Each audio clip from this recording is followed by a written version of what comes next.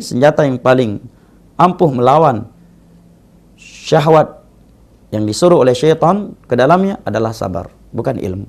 Makanya terkadang dalam bab syahwat, orang yang tidak lebih berilmu lebih selamat daripada orang yang lebih berilmu. Ada orang yang dia mungkin bukan syekh, bukan ustadz, justru dia lebih selamat dari pintu syahwat. Kenapa? Karena dia lebih sabar. Karena di situ mainnya, bahasa kerennya anak muda, mainnya bukan ilmu, mainnya sabar di situ. Ya. Yang paling menyelamatkan seorang di situ adalah sabarnya dia. Bukan berapa ayat yang dia hafal. Bukan karena dia telah menghafal hafiz Al-Quran, karena dia udah hafiz Sahih Bukhari, karena dia udah belajar ke Yaman, ke Saudi, ke Sudan, karena dia udah S1, S2, S3 dalam agama, bukan. Tapi di situ masalahnya dia sabar enggak? Dia banyak ingat kematian enggak ketika syaitan membukakan pintu zina di depannya? Ketika pintu khamar terbuka di depannya, ketika pintu riba, pintu uang haram, uang panas sudah di depan mejanya, 1M, 2M, 3M sudah diantar oleh para pejabat. Sabar enggak dia? Dan dia tidak mungkin bisa sabar kecuali ketika di hadapan pintu syahwat tersebut dia di hatinya hadir kematian. Di hatinya hadir alam barzakh. Dia ingat malaikat maut, dia ingat azab kubur, dia ingat padang mahsyar, dia ingat mizan, hisab, nasyrus suhuf, as-sirat, al-a'raf, al-qantarah, syurga dan neraka. Nah, beda halnya dalam bab syubhat. Tiada yang selamat dari syubhat, ideologi-ideologi yang menyimpang, yang dinisbatkan ke dalam Islam, dan dianggap itu adalah ideologi yang islami, kecuali orang berilmu.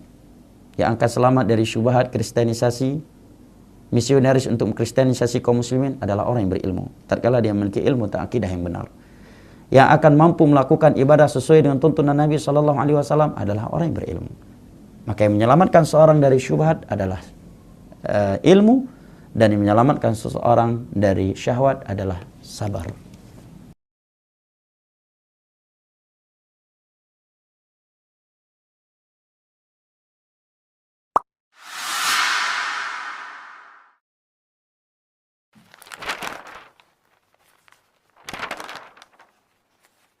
Katakan oleh Nabi SAW di dalam sabdanya, "Aktsiru min dzikri hadimil ladzat ya'nil maut."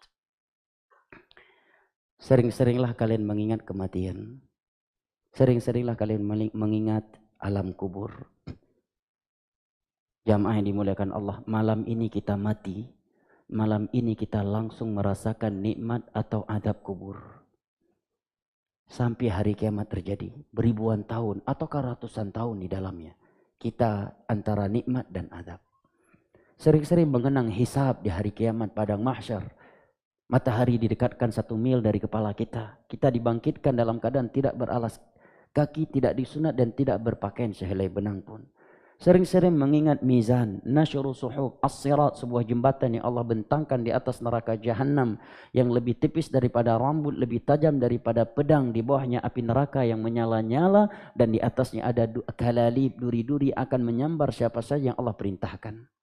Sering-sering mengingat al-haud, telaga Nabi SAW. Sering-sering mengingat Al-Qantarah, sebuah tempat setelah As-Sirat. Di sana Allah berhentikan orang-orang yang telah melakukan kezaliman kepada manusia untuk ditegakkan qisas kepada mereka. Sering-sering mengingat Al-A'raf, sebuah tempat antara syurga dan neraka. Di sana Allah berhentikan orang-orang yang kebaikannya setara dengan kejelekannya. Sering-seringlah mengingat syurga, keindahan syurga, mengingat bidadari yang Allah sediakan dalam syurga. Sebagian penduduk syurga ada yang Allah berikan 70 istrinya dari bidadari. Ada yang istrinya 2 bidadari, ada yang 3. Sehingga kalau dia kesedang sedih di dunia nggak berani poligami, insya Allah di akhirat juga poligami kok. Ya kan? Jadi semangat dia. Dan sering-sering mengingat neraka Allah Jalla wa'ala. Mengingat neraka Allah, azab yang paling ringan di dalamnya adalah 2 bara api yang Allah letakkan di bawah kaki seorang hamba yang lantas meleleh dan mendidih otaknya. Maka ketika dia ingin melakukan suatu maksiat yang di matanya menurutnya itu kecil, maka hatinya akan berkata, andai kata Allah mengadab engkau dengan dosa kecil ini, maka ketahuilah adab yang paling kecil dalam neraka adalah ini. Maka dia pun terhadik. Jangankan kita jamaah yang sudah hidup di zaman seperti ini nih, mau ke masjid aja, mungkin zaman kita ini kalau sempat iman lagi oleng, bukan ke masjid naiknya, ke tetangga masjid masuknya, yang remang-remang ya lampunya. Ya, Sa'id bin Jubair. Tahu siapa Sa'id bin Jubair? Ulama besar tabi'in. Murid senior Abdullah bin Abbas. Yang lehernya dipenggal oleh Hajjaj bin Yusuf. Penguasa di masa itu. Beliau menyatakan, "Lau faraqa qalbi dzikral maut la khasyitu an yafsud." Kalau aku lupa mengingat kematian, hatiku lupa mengingat kematian, aku sungguh sangat khawatir hatiku saat itu akan rusak. Seorang ulama di masa Imam Malik yang bernama Sufyan bin Uyainah menukilkan dari ucapan gurunya, jika saya enggak salah ingat, Ibrahim At-Taimi. Atau al-muhim salah satu dari guru beliau. Beliau menyatakan, agar tetap istiqamah di atas agama Allah, kata beliau, aku sering membayangkan diriku di dalam surga. Aku membayangi diriku sedang di dalam surga, sedang memeluk bidadari-bidadari di dalam surga, ya, sedang menikmati buah-buahan yang ada di dalam surga, sedang meminum susu-susu yang ada di dalam surga, dan berbagai nikmat yang lainnya. Setelah itu, aku membayangkan, andai kata diriku di dalam neraka, Allah masukkan makanan zakum ke dalam mulutku. Aku sedang terbelenggu dengan rantai yang ada dalam neraka Allah. Aku sedang meminum nanah penghuni neraka Allah. Setelah itu aku berkata kepada hatiku, kamu mau pilih yang mana dari dua tempat ini? Kalau kamu pilih surga, maka istiqomahlah engkau dalam melakukan ketaatan. Begitu para ulama dahulu untuk memotivasi diri mereka agar tetap istiqamah. Kita nggak lama istiqomah jam. Hijrah kita nggak lama, sampai mati. Cuma itu aja, ya kan? Cuma sampai mati. Nggak lama. Malam ini mati, selesai hijrah kita. Ya kan? Kajian belum selesai, mati ente. Selesai hijrahnya. Nggak ada yang ribet. Memang istiqamah itu berat jemaah. Apalagi kita yang sudah berasal di zaman ini.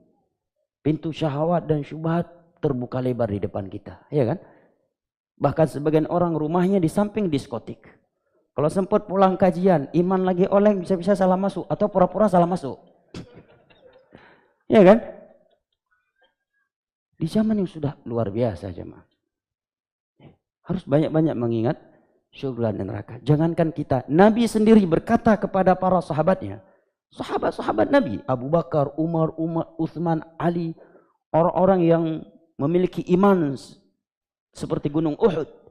Dalam hadis Anas bin Malik radhiyallahu anhu yang diriwayatkan oleh Al-Imam Al-Bukhari dan Muslim, Nabi menyatakan, "Lau ta'lamuna ma a'lam la dhahiktum qalilan wa la bakaitum katsira." Wahai para sahabatku, andai kata kalian tahu apa yang aku tahu, bagaimana kengerian dan kedahsyatan neraka Allah, keindahan surga Allah, dahsyatnya hari kiamat, dahsyatnya azab kubur, sungguh kalian akan sedikit tertawa dan banyak menangis. Seketika itu para sahabat menangis dan mengusap air mata mereka dengan baju-baju mereka sambil berdesak-desak. Mereka menangis. Mereka menangis terhisak-hisak. Kata Anas bin Malik radhiyallahu anhu. Utsman bin Affan menyatakan, andai kata aku diberhentikan oleh Allah antara surga dan neraka dan belum dipastikan di manakah tempatku, kemudian diberikan pilihan untukku menjadi debu, maka lakhtartu an akuna turaba. Aku akan memilih jadi debu saja. Karena jadi debu walaupun enggak masuk surga, tapi pasti selamat dari neraka. Dan kita banyak mengingat kematian dan apa yang akan terjadi setelah kematian, kita akan istiqamah jamaah. Innal hamdalillah nahmaduhu wa nasta'inuhu wa nastaghfiruh wa na'udzu billahi min shururi anfusina wa min sayyiati a'malina. Man yahdihillahu fala mudilla lahu wa man yudlil fala hadiya lahu. Asyhadu an la ilaha illallah wahdahu la syarika lah wa asyhadu anna Muhammadan abduhu wa rasuluh. Allahumma salli wa sallim wa barik ala nabiyina Muhammadin wa ala alihi wa sahbihi ajma'in. Ikhwani fid din, azakumullah. Nabi SAW menyuruh kita untuk banyak mengingat mati. Nabi yang suruh. Jadi yang suruh kita ini dalam kehidupan kita sehari-hari ini, yang disuruh Nabi oleh Nabi SAW, ingat mati. Aktsiru dzikra hadhimil ladzat al-maut. Perbanyaklah mengingat pemotong kelezatan, itu mati. Aktsiru, lafadznya aktsiru. Ini riwayat Imam Ahmad, Tirmidzi dan yang lainnya. Hadis ini sahih. Disuruh aktsiru, perbanyak mengingat kematian. Nasihat yang paling baik ya kematian sudah. Yang paling besar nasihat kematian. Karena banyak kita memberikan nasihat kepada orang, karena enggak sadar orang itu. Tetap aja melanggar lagi, bahkan berbuat dosa lebih besar lagi. Makanya para ulama menyebutkan bahwa al-mautu akbaru wa'idhin. Al-mautu akbaru wa'idhin. Betul-betul nasihat yang paling besar itu ya kematian. Dia lihat sendiri itu, mayit itu terbujur, nggak bisa lagi melakukan apapun juga dia. Nggak bisa lagi. Itu nasihat yang paling baik, ya kematian. Dan kita dinasihati oleh banyak orang di sekitar kita yang meninggal depan, banyak orang. Itu mesti kita mengambil ibrah. Maka dikatakan oleh sahabat Abdullah bin Mas'ud radhiyallahu an yang diriwayatkan oleh Imam Muslim, as-sa'idu man wu'idha bi ghairihi. As-sa'idu man wu'idha bi ghairihi. As-sa'id, orang yang bahagia, orang yang dinasihati dengan yang lain. Banyak tetangga kita, teman kita, orang lain yang dia meninggal dunia. Itu nasihat buat kita. Agar kita ini bertaubat kepada Allah. Agar kita kembali kepada Allah. Agar kita melaksanakan tauhid, menjauhkan syirik, melaksanakan sunnah, menjauhkan bid'ah, melaksanakan sholat yang 5 waktu berjamaah. Dan yang lainnya. Amal-amal soleh. Bersedekah, berinfak. Karena kita nggak tahu tentang akhir kehidupan seorang. Nasihat yang paling baik ya kematian. Itu dah nasihat. Makanya ikhwan fillah, azakumullah, kita ngambil ibrah sudah banyak ini. Dengan banyaknya orang-orang yang mati itu jadi pelajaran buat kita. Bahwa kematian datang dengan tiba-tiba. Dan banyak orang yang mati mendadak. Dan itu mengerikan mati mendadak itu. Karena apa? Belum sempat untuk taubat kepada Allah Ta'ala, sudah meninggal dunia. Maka kita dikasih waktu oleh Allah, kita bisa ke masjid, bisa ngaji, bisa nuntut ilmu, bisa apa saja. Ini Masya Allah, ini nikmat dari Allah. Gunakan kesempatan ini untuk melakukan kebajikan sebanyak-banyaknya dan menjauhkan perbuatan dosa dan maksiat. Kemudian selanjutnya, ikhwan fillah, azakumullah, Nabi SAW ketika sampai di pemakaman itu Nabi SAW menangis, subhanallah. Rasulullah SAW yang diampunkan semua dosanya, yang ditetapkan oleh Allah manusia yang terbaik dari seluruh manusia di muka bumi ini, Sayyidul Khalqi Ajma'in, tempatnya di sorga yang paling tinggi Nabi Muhammad SAW. Tapi begitu sampai di pemakaman Nabi menangis sampai basah ini. Sampai Nabi mengatakan seperti disebutkan oleh Bara bin Azib. Kata Bara bin Azib radhiyallahu mengatakan, "Kunna ma'a Rasulullah fi janazatin fajalasa ala syafiril qabri fabaka hatta balla thara. Thumma qala ya ikhwani limithli hadha fa'iddu." Kata Bara bin Azib radhiyallahu an, kami bersama Rasulullah ketika menguburkan satu jenazah. Kemudian beliau duduk di pinggiran kubur itu. Kemudian beliau menangis sampai membasahi tanah. Ini Rasulullah SAW menangis sampai membasahi tanah. Kemudian beliau bersabda sallallahu alaihi wasallam, "Ya ikhwani limithli hadza fa'iddu." Wahai saudaraku, limithli hadza fa'iddu. Yang seperti inilah hendaknya kalian mempersiapkan diri. Hadis ini hasan, diriwayatkan oleh Imam Ibnu Majah dan lainnya, dihasankan oleh Syekh Al-Albani dalam silsilah hadis as-sahihah. Jadi Nabi SAW mengatakan, wahai saudara-saudaraku, yang seperti ini kalian mempersiapkan diri. Artinya kita semua pasti akan mati. Kenapa Nabi menyuruh SAW untuk banyak mengingat kematian? Karena dengan kita ingat kematian, bahwa kita akan berlomba-lomba melakukan amal-amal soleh.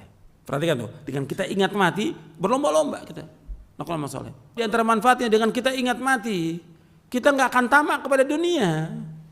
Dunia ini mata'ul gurur, kata dalam Al-Quran. Allah dalam Al-Quran dan juga Nabi SAW gak pernah memuji tentang dunia. Tidak pernah, sama sekali gak pernah memuji dunia. Jadi kita gak tamak pada dunia. Hidup kita buat akhirat. Dengan ingat mati, kita gak akan hasad pada orang. Tidak akan dengki, gak akan iri. Dengan kita ingat mati, kita gak akan iri pada orang. Dan masih banyak lagi manfaatnya. Puluhan manfaat dengan kita ingat mati. Maka disuruh ingat mati. Sampai kita sholat pun, sholat Nabi suruh ingat mati. Supaya kita bisa khusyuk sholat kita, ingat mati. Seolah-olah sholat kita itu yang terakhir, bahwa kita akan meninggal dunia. Nabi yang suruh sallallahu alaihi wasallam untuk ingat mati. Anda bisa lihat dalam buku sifat wudhu, sifat sholat. Saya bawakan itu. Bagaimana kiat-kiat kita untuk khusyuk dalam sholat. Ada di situ. Nabi suruh SAW untuk ingat mati. Jadi ingat mati terus bagi seorang beriman itu. Karena dunia ini bukan tujuan hidup kita, tapi tujuan hidup kita akhirat. Di antara manfaat mengingat kematian, orang itu akan berusaha untuk menjauhkan perbuatan dosa dan maksiat. Kemudian dia akan selalu bertaubat kepada Allah SWT. Dia akan mempersiapkan bekal dengan melakukan amal-amal soleh sebanyak-banyaknya. Dia akan berlomba-lomba untuk berbuat kebajikan. Dia tidak akan menunda amal-amal soleh yang bisa dikerjakan sekarang atau hari ini. Dia tidak menunda-nunda. Kalau dia sudah tahu bahwa kematian itu pasti akan datang, maka dia tidak menunda amal soleh yang bisa dikerjakan sekarang atau hari ini. Kemudian di antara manfaatnya lagi, dia akan menggunakan waktu sebaik-baiknya untuk hal yang bermanfaat dan ibadah kepada Allah.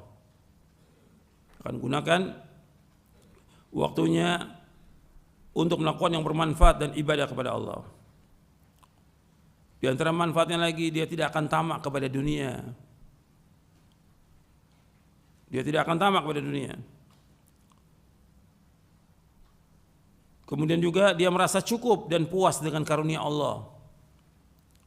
Dia merasa cukup dan puas dengan karunia Allah.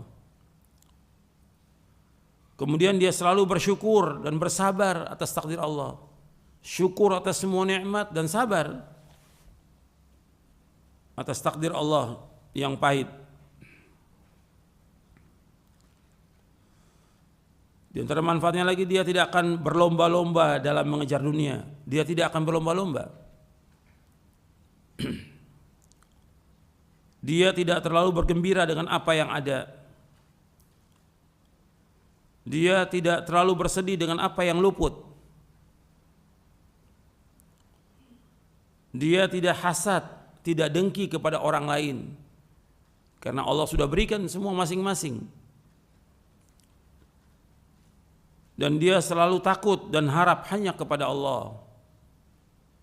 Selalu takut dan harap hanya kepada Allah. Dan yang lainnya dari faedah kita mengingat mati. Mudah-mudahan kajian yang bermanfaat untuk saya dan untuk sekalian. Wassallallahu nabiyana Muhammadin sallallahu alaihi wa ala alihi wasallam.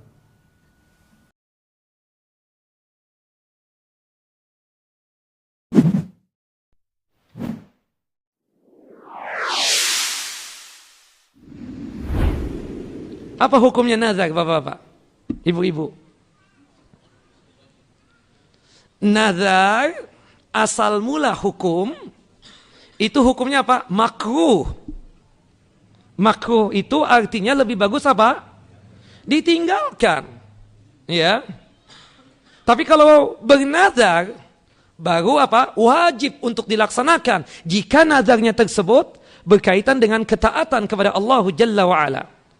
Loh kenapa makruh? Dikarenakan kita ini seakan-akan pingin ada timbal balik dulu dari Allah Jalla wa'ala. Ya Rab, jika rumah sebelah rumah masjid ini laku, nanti 1%-nya buat masjid Imam Syafi'i. Subhanallah, baru nyumbang buat masjid. Kalau rumah sudah laku, seakan-akan lakukan dulu nih rumah ya Rab, baru mau menyumbang. Itu yang membuat makruhnya. Mau melaksanakan kebaikan, ketaatan, umrah, haji, kalau cita-cita dia tersebut dipenuhi oleh Allah Jalla wa'ala, maka hukumnya apa? Makruh. Tapi kalau sudah bernazar di dalam ketaatan kepada Allah Jalla wa'ala, maka wajib untuk dilaksanakan. Rumah ternyata memang laku 1% buat masjid Imam Syafi'i. Iya kan? Ketika cita-cita yang dia inginkan tersebut sudah dipenuhi oleh Allah Jalla wa'ala, rumahnya memang laku, maka wajib dia menjalankan nazarnya tersebut. Kalau tidak, dosa besar. Dan terkena apa? Kafarat. Kafarat itu apa? Denda sebagai tebusan dosa. Yang Allah Jalla wa'ala sebutkan di dalam surah Al-Ma'idah, surah yang kelima, ayat 89. Fakaffaratuhu it'amu 'asharati masakin min awsati ma tut'imuna ahlikum au kiswatuhum au itqu raqabah. Kafaratnya bertaubat kepada Allah, dan taubatnya tersebut dengan cara memberikan makan 10 orang fakir miskin, atau memberikan pakaian untuk 10 orang fakir miskin, atau membebaskan budak. Tayyib, budak nggak ada zaman sekarang. Pilihannya 2. Memberikan makan 10 orang fakir miskin, atau apa? Memberikan pakaian. Subhanallah Ustadz, 1M nih 1%. Ini 5M laku. 1%-nya berapa? Hah? Banyaklah ala kulli hal. Nggak sempat menghitungnya Ustadz. Ya. Tayyib, beli nasi bungkus kan, 10 bungkus paling berapa habis? Anggap 100.000. Beli nasi bungkus sajalah. Allah Maha tahu apa yang diniatkan kita. Hati-hati bernazar. Allah Maha tahu. Ya. Murah kelihatannya, tapi Allah Jalla wa'ala Maha tahu tentang apa yang kita niatkan. Kalau tidak bisa juga memberikan makan 10 orang fakir miskin, atau memberikan pakaian 10 orang fakir miskin, maka apa? Faman lam yajid fasiyam salasata ayyam. Tidak sanggup memberikan makan, tidak sanggup memberikan pakaian, tidak sanggup membebaskan budak, maka berpuasa 3 hari. Nah ini ya sebagai tebusan dosa yang dia lakukan dikarenakan melanggar apa? Melanggar nazarnya.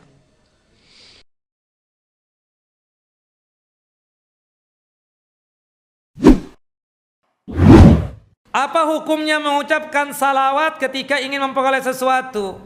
Bapak, Ibu, itu kan bersalawat kepada Nabi kan ibadah. Dan dituntunkan oleh Nabi SAW tempat-tempat kapan kita bersalawat. Di antaranya setelah azan selesai, La ilaha illallah, La ilaha illallah. Kemudian kita lanjut apa? Allahumma salli ala Muhammad wa ala ali Muhammad kama sallaita ala Ibrahim wa ala ali Ibrahim innaka Hamidun Majid. Allahumma barik ala Muhammad wa ala ali Muhammad kama barakta ala Ibrahim wa ala ali Ibrahim innaka Hamidun Majid. Ada anjurannya setelah azan. Di dalam salat juga dianjurkan. Kapan? Setelah tasyahud. Bukan begitu?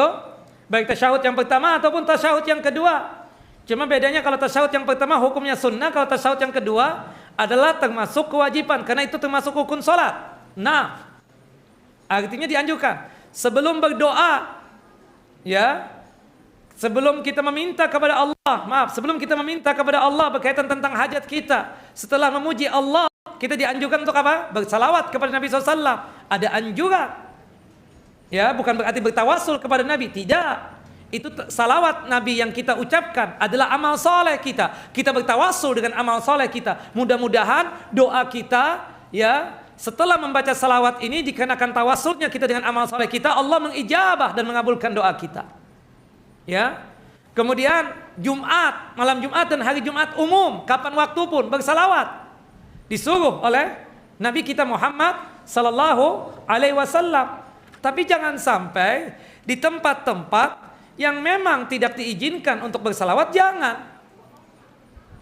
Ada ibu-ibu, subhanallah, dia tanya sama ustaz. Subhanallah, tanya sama ustaz. Nah, ustaz, gimana caranya supaya suami nggak kawin lagi, nggak berpoligami? Nanti selawatin aja telinganya. Allahumma sholli ala Muhammad. Kan jadi nggak benar. Nggak ada tuntunannya, ibu. Yang ada nanti tambah kawin lagi loh, bu, begitu. Nah, jelas, bu. Tolong tempatkan salawat itu sesuai dengan tempat yang diajarkan oleh Nabi SAW. Waktu yang sesuai dengan waktu yang dituntunkan dan diajarkan oleh Nabi kita Muhammad.